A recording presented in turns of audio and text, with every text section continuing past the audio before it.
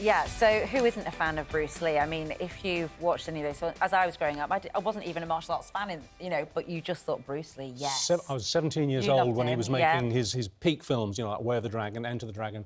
Absolutely loved him. And Adored Quentin him. Tarantino has made a film including a depiction of the great late Bruce Lee. But I'm afraid it's left many fans feeling furious, but not just fans, his family too. I mean, the film's done really well.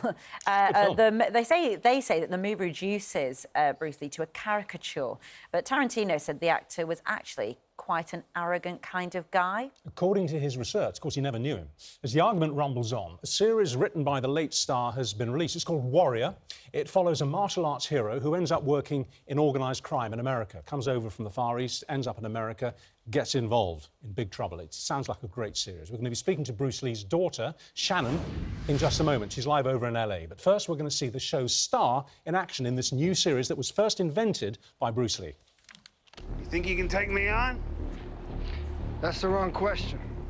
Oh, yeah? What's the right one?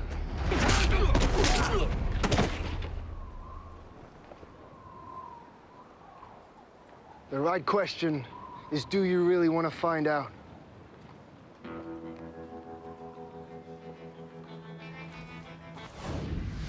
Well, there you go. We're joined from LA by Bruce Lee's daughter, Shannon Lee. Hello, good morning to you. Thank you for being with us this morning.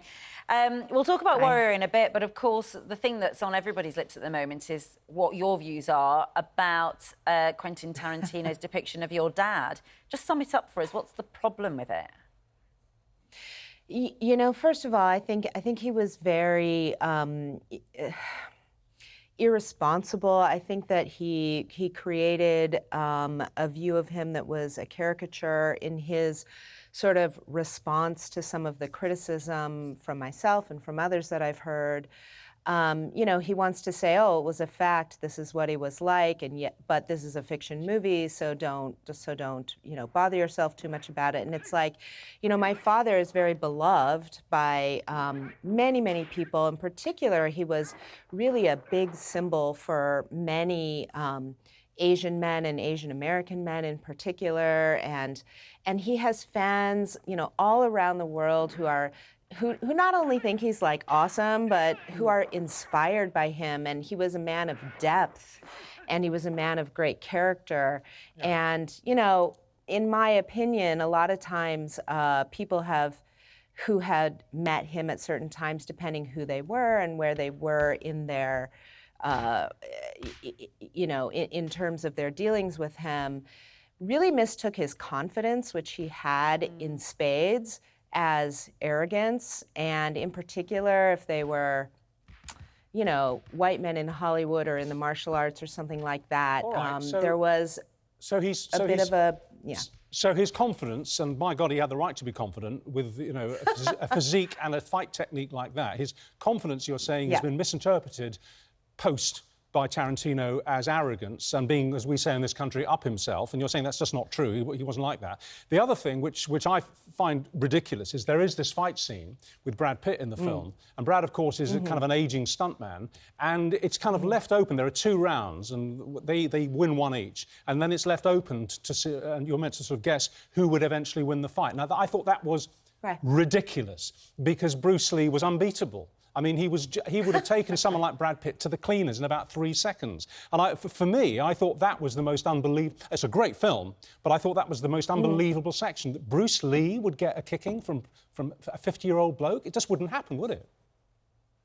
No, I don't think it would happen, no. Not at all. And, I understand what he was trying to do around the character of Cliff Booth in the film, but, he could have handled it in a way that was respectful of my father, as well as, served his story purposes. We used to watch, when I was 17 and 18, I used to go with my mates to watch your dad's films, and we used to leave and wonder how he'd done what we'd just seen him do. Now, we knew, obviously, there was clever editing, obviously, and there was filming from certain angles, but nevertheless, he had extraordinary skill in the fight sequences. Yes. You've obviously seen his films again and again and again. What do you make of him?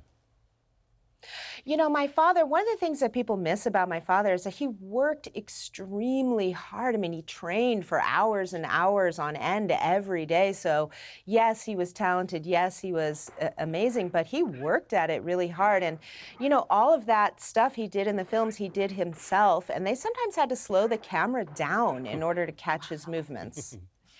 Shannon, do you feel that your father's reputation will be damaged by this film? Or do you think, in a way, that he is bigger?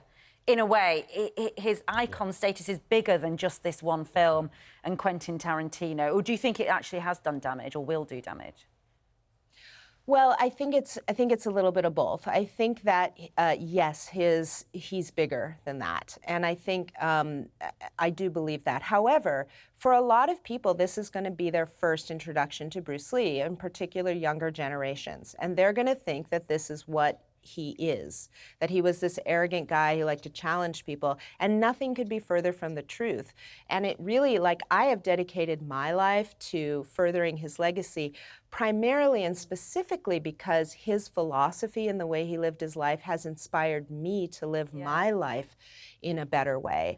And so that's the message I'm always trying to get out to everybody. And just finally, you know, you mentioned just briefly there that you felt in life as an Asian lead, you know, for example, he couldn't make Warrior because he was told we can't have an Asian lead in a film, actually.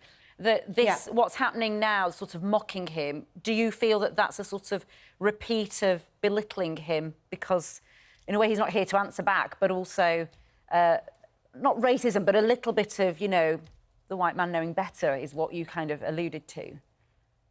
Yes, absolutely. I think that the portrayal of him in Quentin Tarantino's film is him being treated the way he was treated by Hollywood back in the time when he was trying to make accurate representations of Asian men in film. And he was not treated respectfully or, you know, I think the way that he's portrayed by Tarantino in the film is exactly in that way, sort of belittling him. OK, Shannon, one last question from me.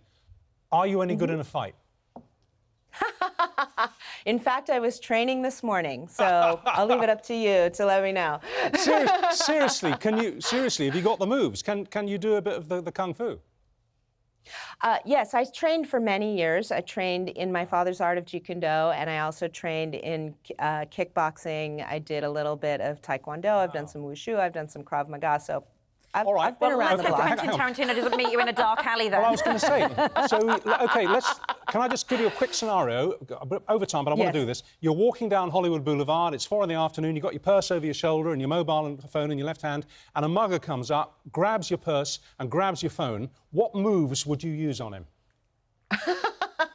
I think it depends on the situation, but they're all different sorts of things. In fact, we were practicing some self-defense this morning. We were talking about jabbing people in the eye and how that's a really effective move. OK. My son will love that. He's only 7. Right, OK, lovely. Thank you, Shannon. Thank you so much for joining us this morning and giving us your views on the film. And I loved your dad. Warrior. I loved your dad. He was brilliant.